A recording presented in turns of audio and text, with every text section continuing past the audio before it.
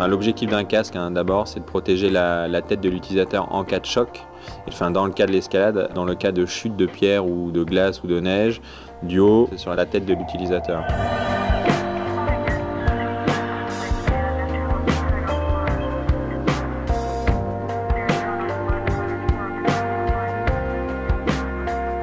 Le but initial, c'était de faire un casque vraiment dédié aux femmes, donc de par sa taille et de par ses fonctions, afin qu'il facilite la mise en place du casque sur la tête, puisqu'on avait remarqué que pour les dames, il était difficile d'avoir un casque adapté à leur tour de tête, d'un point de vue taillant et aussi d'un point de vue usage par rapport à leur chevelure souvent plus importante que celle des hommes. Ça générait des complications de mise en place.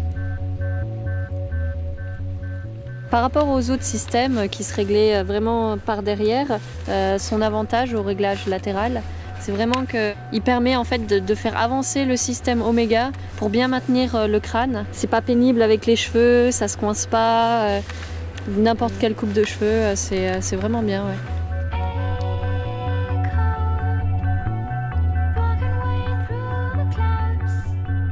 La forme de l'Omega, c'est la clé de la tenue du casque sur la tête. Donc on a beaucoup travaillé sur l'inclinaison de cette pièce quand elle est en position, donc sur l'arrière de la nuque des femmes, pour qu'elle assure un maintien et une préhension vraiment importante de chaque côté de la nuque et non pas sur le point central comme c'est le cas sur la majeure partie des casques, pour vraiment une adaptation parfaite à la morphologie des femmes d'une part, et aussi pour éviter un point d'inconfort qui est souvent généré par les serre-têtes qui sont complètement plats.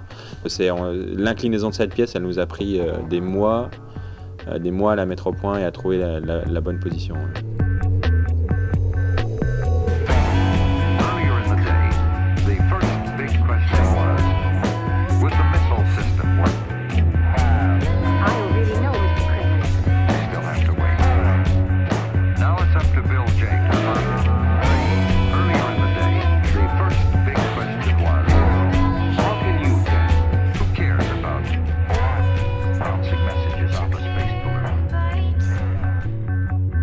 En fait, si on veut, le problème c'est des casques. Les casques, on pense toujours que c'est juste pour les débutants. C'est pour des voies faciles, des grands noix.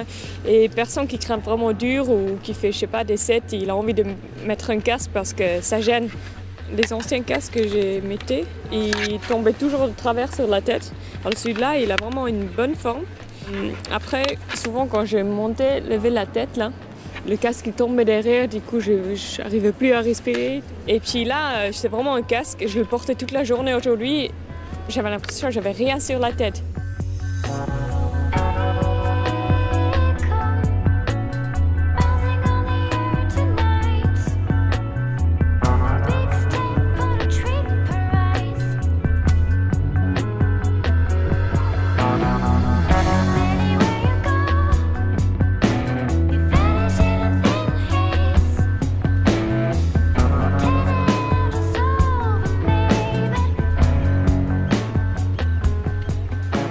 La norme européenne, elle nous dit qu'il faut être capable d'absorber une quantité d'énergie quand il y a un choc généré par une masse de 5 kg qui tombe d'une hauteur de 2 mètres. Ce qui transmet une énergie d'environ 10 kN à l'utilisateur, ce qui est déjà assez élevé.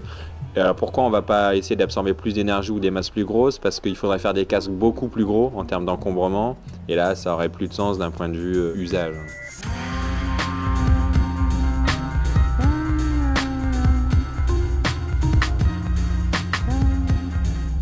Au moment d'un choc, on a les matériaux qu'on utilise dans le casque qui sont spécifiquement adaptés à l'absorption de l'énergie, en choc à chaud et en choc à froid. Et donc on a un phénomène d'écrasement de la partie en polystyrène qui, en s'écrasant, absorbe cette énergie et la diffuse dans le casque et évite de la transmettre à la tête de l'utilisateur. Et cette absorption, c'est comme un amortisseur. En fait, au moment où la masse de 5 kg tombe sur le casque, la coque, elle sert à répartir le choc sur l'ensemble de la pièce en polystyrène qui est dessous. Et c'est la pièce en polystyrène qui, en s'écrasant, dissipe l'énergie et donc protège l'utilisateur.